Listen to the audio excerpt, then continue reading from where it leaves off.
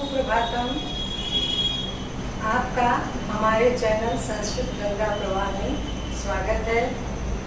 तो हमारा आज का विषय महाकवि कालिदास का सामान्य परिचय। आज मैं आप लोगों को कालिदास के बारे में बताऊं। महाकवि कालिदास का स्थान संस्कृत साहित्य में बहुत ही गौरवपूर्ण है, इसलिए उनको सर्वोपरि स्थान प्राप्त है। उनकी रचनाओं में नदियों का, झरनों का, मनुष्यों का, पशुओं का, पक्षियों का, देवताओं का, सभी का बड़ा ही अनूठा चित्रण हुआ है। इनके काव्यों में प्रकृति का बहुत ही सरस और मनोरम वर्णन किया गया है। महाकवि कालिदास के विषय में अनेक किंवदंतियां प्रचलित हैं, कोई भी मतैक्य नहीं है। महाकवि कालिदास ने भी अपने बारे में कुछ भी नहीं लिखा है। जैसा कि कहा गया है कि पुरा कविनाम गणना प्रसंगे कनिष्ठिका अधिष्ठित कालिदास अद्यापि तत्तुल्य कवेर भावात् नामिकासार्थवतीं बहु। महाकवि कालिदास का नाम कनिष्ठिका रखा गया। कनिष्ठिका का तात्पर्य छोटी उंगली, लेकिन इनके बाद इनके जैसा कोई भी कवि हमें प्राप्त नहीं हुआ। यही कारण है कि इसकी अगली अंगुली का नाम अनामिका रखा गया, अर्थात बिना नाम वाली अंगुली रखा गया। अर्थात इनका नाम जो है प्राचीन काल में कनिष्ठिका रखा गया, लेकिन उसके बाद से इनके जैसा कोई भी कवि हमें प्राप्त नहीं हुआ। इसलिए कनिष्ठिका अंगुली के पहले वाली अंगुली यानी उसकी अगली अंगुली अनामिका नाम से सिद्ध हुई।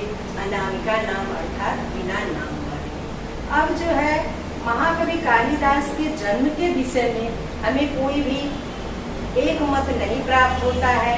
इनके जन्म के विषय में अनेक मत प्राप्त होते हैं।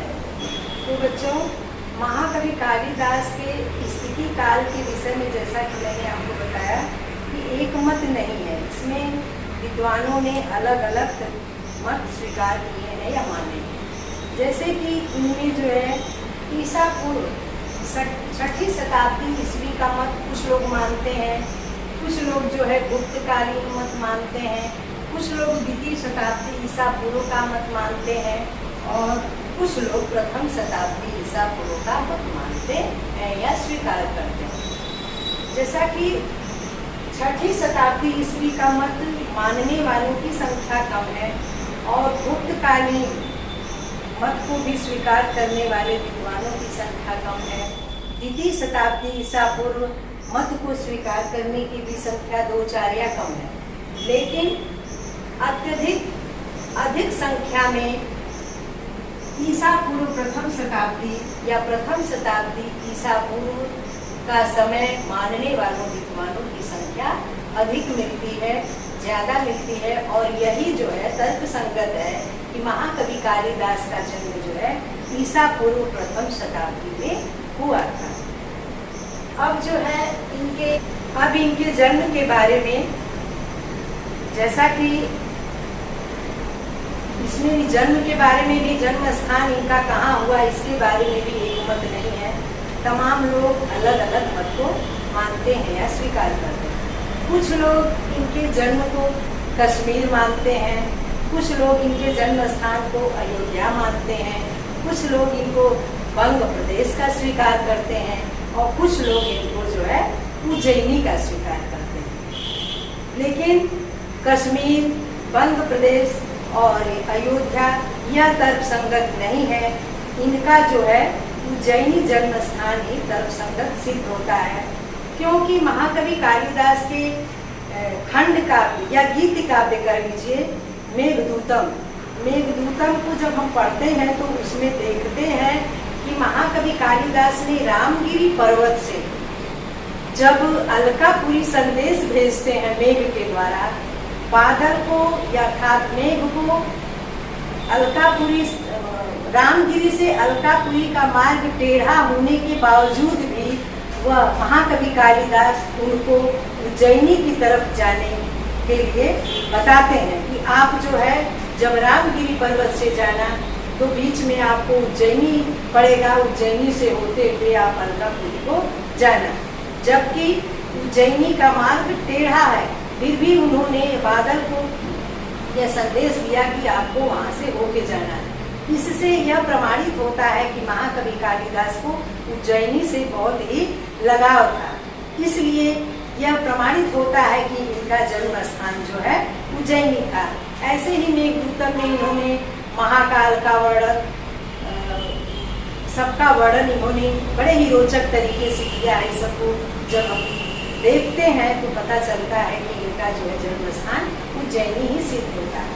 और महाकवि कालिदास शिव भक्त थे, शैव वंश को मानने वाले थे, शैव परंपरा को मानने वाले थे। इनका नाटक जो अभिज्ञान शाकुंतलम है उसका मंगलाचरण है, या सृष्टि सुष्टुराद्या वध विरुद्धम या हविर्या चौधरी। बच्चों, इसमें इन्होंने महाकवि शिव के अष्ट मूर्तियों का चित्रण किया है। इन्होंने अष्ट रूपों में महाकवि शिव के स्तुति की है। इससे और इनका जो रघुवंश महाकाव्य है उसमें भी आप मंगलाचरण में देखते हैं कि वागर्थाविर संपृक्तो वागर्थ प्रतिपत्तये जगता पितरो वंदे पार्वती परमेश्वर। इसमें भी जो है पार्वती और परमेश्वर भगवान शंकर की स्तुति किए हैं। इससे यह प्रतीत होता है कि महाकवि कालिदास का शिव की भक्ति में बहुत ही रुचि थी और शैव परंपरा को मानने वाले थे। अब जो है कि इनके शास्त्रार्थ में पराजित राजा की पुत्री विद्योतमा थी। उनसे जब शास्त्रार्थ हुआ विवाह के लिए, तो जो राजा उसमें पराजित हो गए थे, जो विद्वान उसमें पराजित हो गए थे, वह खिन्न होकर के महाकवि विद्योतमा का विवाह मूर्ख से कराने का षड्यंत्र रचा। और मूर्ख से विवाह कराने के षड्यंत्र के तहत ही इनका अर्थात कालिदास का विवाह विद्योतमा से करा दिया। जैसा कि हम उतना लंबा नहीं जाएंगे, आप लोग जानते हैं कि महाकवि कालिदास ने जो है विद्योतमा के साथ मौन शास्त्रार्थ किया। और जैसे वो 5 उंगली दिखाई कि 5 तत्व, और महाकवि कालिदास उसको भूषा के रूप में दिखाते हैं। वह यह साबित करते हैं कि पंच तत्वों से मिलकर के ही शरीर बनी है। तो इस तरह से यह जो है जीत गए उसमें, और विद्योतमा से इनका विवाह हो गया। जब यह विद्योतमा से विवाह हो गया और उनके साथ गए, और इनके विशेष इनकी वार्ता को सुन करके विद्योतमा को यह प्रतीत हुआ कि यह तो महामूर्ख है, और उन्होंने जो है अपमान करके इनको या धिक्कार के साथ इन्हें घर से निकाल दिया। महाकवि कालिदास जब अपमानित हो गए तो वह जो है उनको बहुत ही ठेस लगी, बहुत ही धक्का लगा, और वह महाकाली के मंदिर में चले गए और महाकाली की बहुत ही तपस्या किए, उपासना किए, जिससे महाकाली जी उनके जो है तपस्या से प्रसन्न हो गई और उनको वरदान दी। उसके बाद बहुत बड़े विद्वान हो गए। कहीं कहीं कहते हैं कि काली की उपासना के कारण ही इनका नाम कालिदास पड़ा, जबकि कुछ लोग इनका उपनाम बंदरू मानते हैं। तो बच्चों, जब ये महाकाली की उपासना की और इनको वरदान प्राप्त हुआ, यह बहुत बड़े कवि बन गए। जब ये लौट करके घर आते हैं तो बंद दरवाजे को खोलने के लिए इन्होंने कहा अनावृतम कपाटम द्वारम दे, अर्थात बंद कपाट को खोलो। तो महाकवि कालिदास जब बहुत बड़े विद्वान बनकर घर लौटते हैं तो बंद दरवाजे को खोलने के लिए कहते हैं अनावृतम कपाटम द्वारम दे, अर्थात द्वार के पट को खोलो। तो उनकी आवाज को सुनकर के विद्योतमा अंदर से बोलती है अस्ति कश्चित वाग विशेषण, यह किसी विद्वान व्यक्ति की वाणी है, या वाणी में कोई परिवर्तन आ गया क्या। तो इस तरह से इनके तीनों शब्दों पर महाकवि कालिदास ने जो है कि 3 रचनाएं की। अस्ति कश्चित वाग विशेष, अस्ति से अलग, कश्चित से अलग, वाग से अलग। वाग विशेषण को सुन करके अर्थात क्या वाणी में कुछ विशिष्टता आ गई, ऐसा उन्हें लगा और उन्होंने दरवाजा खोला। अब जो है महाकवि कालिदास इतने प्रखर मूर्धन्य दीप्यमान कवि थे कि उनके तीनों शब्दों के 3 रचनाओं का निर्माण किया। जैसे अस्ति से इन्होंने कुमार संभव महाकाव्य की रचना की। इसका पहला श्लोक है मंगलाचरण, जिसको कहते हैं कि अश्युत्तरस्याम दिशि देवतात्मा हिमालयो नाम नगारिराजः पूर्वा पर्वतो निधिर्वगाह्य स्थित पृथिव्या मानदंड। अश्युत्तरस्याम दिशि देवतात्मा हिमालयो नाम नगाधिराजः पूर्वा पर्वतो निधिर्वगाह्य स्थित पृथिव्या मानदंड। इससे इन्होंने जो है कि कुमार संभव की रचना कर दी। इनका दूसरा शब्द था कश्चित, कश्चित से मेघदूतम, कश्चित से जो है मेघदूतम की इन्होंने रचना की। मेघदूतम जो है खंड काव्य है, जिसको गीति काव्य भी कहते हैं, संदेश काव्य भी कहते हैं, दूत काव्य भी कहते हैं, क्योंकि इसमें जो है मेघ के द्वारा मेघ को दूत बना करके रामगिरी आश्रम से यक्ष जो है अलकापुरी को संदेश भेजता है। तो इसका पहला श्लोक है कश्चित कांता विरह गुरुड़ा स्वाधिकारात् प्रमत्तः सापे नास्तंगमित महिमा वर्ष भोगेर भर्तुर यक्षचक्रे जनक तनया स्नान पुर्योदकेषु स्निग्ध छाया तरसुवस्ति रामगिरिया श्रमेषु। इन्होंने जो है इस श्लोक का निर्माण कर दिया। तीसरा शब्द जो कि उनके द्वारा विद्योत्तमा द्वारा कहा गया था कि अस्ति कश्चित वाग विशेषण। तो विद्योत्तमा के तीसरे शब्द से जो वाग है, वाग से महाकवि कालिदास ने रघुवंश महाकाव्य की रचना की। रघुवंश महाकाव्य की रचना की, जिसका मंगलाचरण है। पहला श्लोक है वागर्थाविव संपृक्तो वागर्थ प्रतिपत्तये जगतः पितरो वंदे पार्वती परमेश्वर। इसमें जो है उमा महेश्वर की इन्होंने स्तुति की है। अब जो है इसके बाद महाकवि कालिदास ने जो है 7 रचनाओं की, वैसे तो कालिदास के नाम पे 40-41 रचनाएं मिलती हैं। कालिदास, कुछ विद्वानों ने कहा है कि कालिदास 3 थे, ऐसा भी वर्णन कहीं कहीं मिलता है। लेकिन इन महाकाव्य कालिदास द्वारा रचित हमको प्रमाणित रूप से 7 रचनाएं प्राप्त होती हैं। इनका जो है कुमार संभव जो है प्रथम महाकाव्य है। इनकी सबसे पहली रचना जो है ऋतु संहार है। सर्वप्रथम इन्होंने ऋतु संहार की रचना की। तो बच्चों, महाकवि कालिदास की 7 रचनाओं में सबसे पहले उन्होंने ऋतु संहार खंड काव्य का वर्णन किया, और ऋतु संहार महाकवि कालिदास की प्रथम रचना है। इसमें उन्होंने 6 सर्गों में 6 ऋतुओं का, शिशिर, हेमंत, शरद, बसंत, ग्रीष्म, सभी 6 ऋतुओं का इन्होंने बहुत ही मनोहारी तरीके से चित्रण किया है। कुमार संभव महाकवि कालिदास की द्वितीय रचना है और प्रथम महाकाव्य है। महाकाव्यों में महाकवि कालिदास ने जो है कि पहला महाकाव्य कुमार संभव को लिखा है। इनके जो है महाकाव्य 2 हैं, कुमार संभव और रघुवंशम। कुमार संभव में महाकवि कालिदास ने उमा महेश अर्थात शिव पार्वती के प्रणय कथा का वर्णन करते हुए कार्तिकेय के जन्म से लेकर तारक वध तक का वर्णन किया गया है। हाँ, तीसरी इनका दूसरा महाकाव्य है रघुवंश। इसमें जो है 19 सर्ग हैं।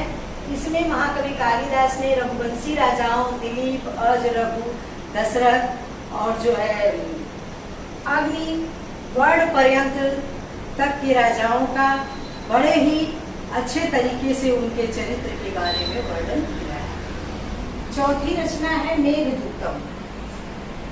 मेघदूतम महाकवि कालिदास का खंड काव्य है।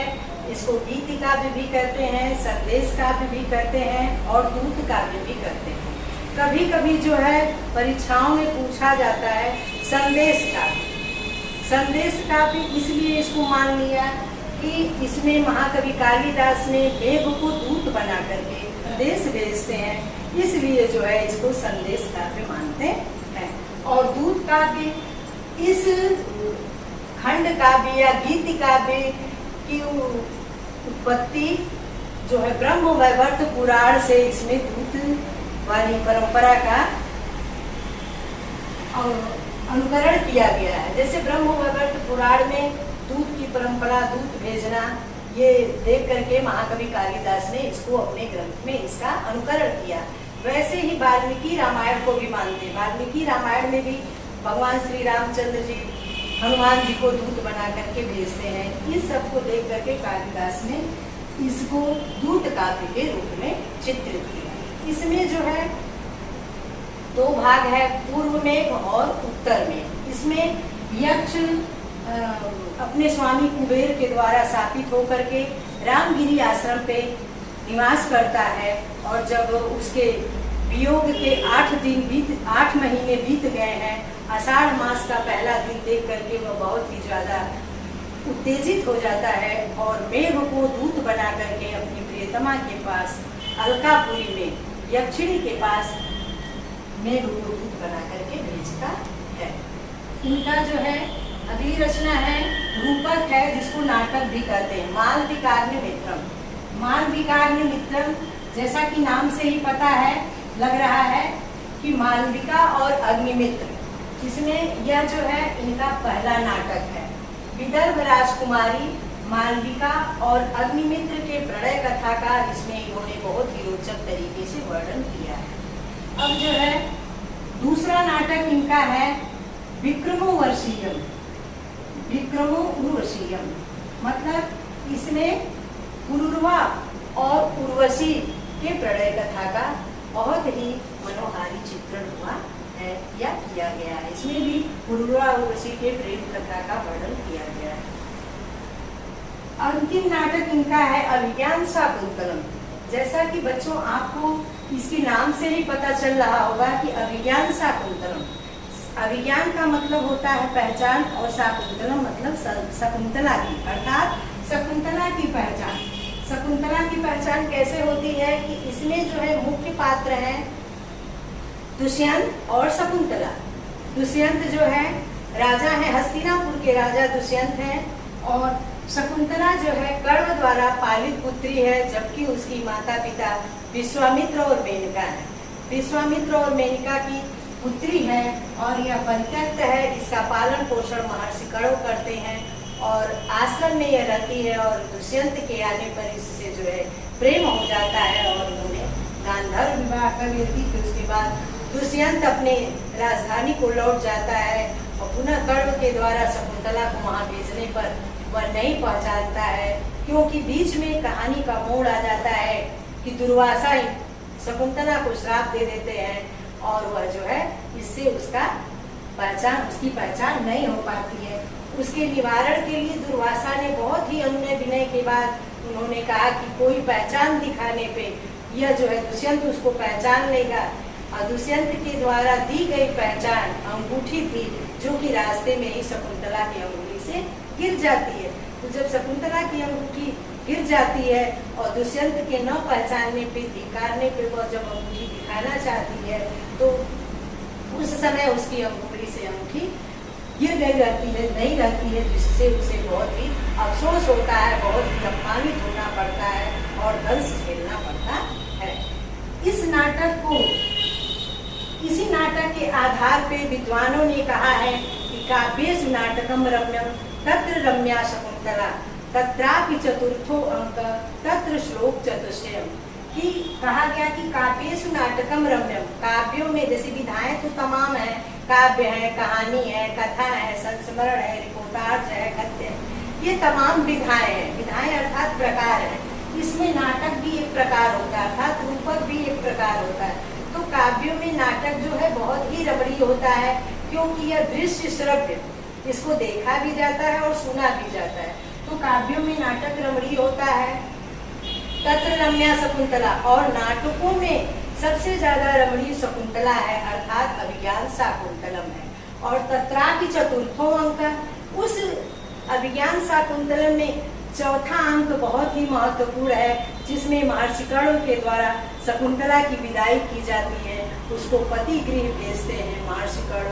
बड़ा ही करुण रस है इसमें, जो है करुण रस है, बड़े ही रोचक तरीके से इस अंक का वर्णन किया गया है। और तत्र श्लोक चतुष्टयम, और जो उसमें भी चौथे अंक में जो 4 श्लोक है वह अति रमणीय है, अत्यधिक सुंदर है, क्योंकि इसमें महर्षि कर्ण के द्वारा महाकवि कालिदास ने एक गृहस्थ की, जैसे गृहस्थ अपनी पुत्री के विदा होते समय जो उसके अंदर भावावेग होते हैं, जो अनुभूति होती है, उसका प्रदर्शन महाकवि कालिदास ने एक तपस्वी व्यक्ति महर्षि कर्ण के द्वारा कर्ण को पात्र के रूप में लेकर के दिखाई है कि कैसी उनकी अनुभूति हुई है। तो 4 श्लोकों में महाकवि कालिदास ने कर्ण के द्वारा उपदेश दिलाया है, जैसे पुत्री के विदा होते समय उसके माता पिता उपदेश देते हैं, वैसे ही महर्षि कर्ण ने इन 4 श्लोकों में अपनी पुत्री शकुंतला को